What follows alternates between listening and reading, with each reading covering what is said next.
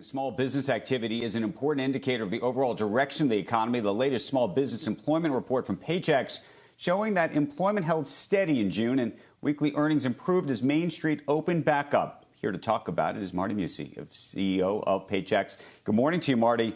Walk us through the numbers and to the extent you think they're going to signal what we may see on Thursday, what do you think it means? Well, Andrew, there's a lot of interesting data here. You know, when you think about the month, while it's flat to May, our index really shows those who are employed, not necessarily paid. When you look at the paid information for small businesses, it's up 4% over May.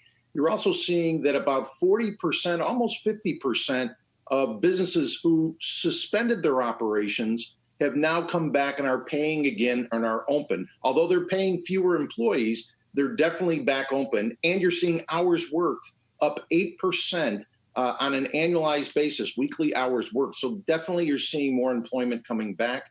Also, another interesting number we don't talk much about is new business starts. You know, 3 weeks ago, they were down about 20% year over year. If you look at it right now, they're only down about 2% year to date. So new businesses are starting up, as well as those who were suspended are beginning to open back up again, even though with a little bit fewer employees. So if you had to bet about what the kind of number and unemployment figure we may or may not see on Thursday, what does it look like to you?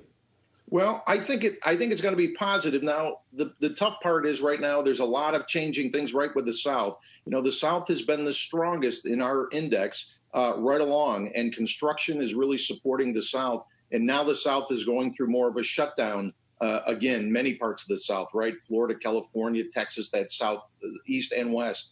And so it's going to be hard to say. I think it's going to be positive, though. There's still more, I think, is more net new jobs, but it's going to be tempered down by some of these shutdowns.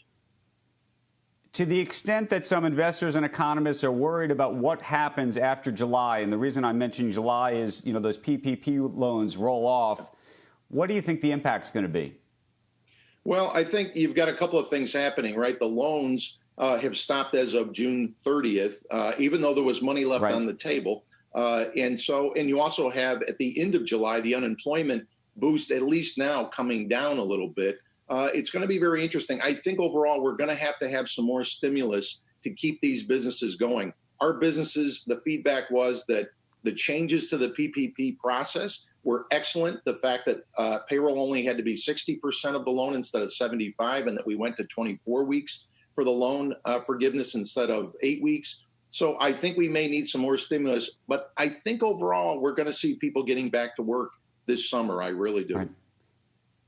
We got to run, but just so I understand, how much do you think that the unemployment insurance that's out there right now, which some people say is too much, an incentive not to go to work, is actually preventing some of these companies either from reopening or having the kind of employment numbers we'd want?